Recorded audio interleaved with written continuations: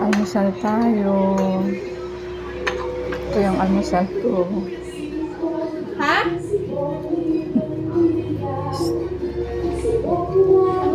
Ay, may nangangampanya.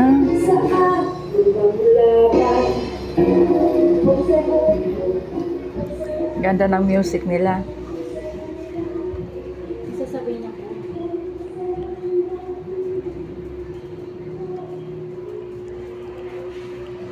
Ito, kumakain kami ng almusal.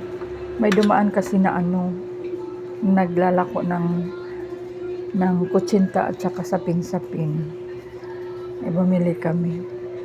Kain tayo. At saka may kasamang gatas.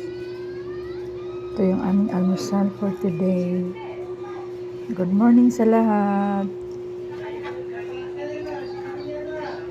Masarap yung kanilang kutsinta. At saka sapin-sapin. Sa lako lang to. Yung nagpipito-pito pag umaga.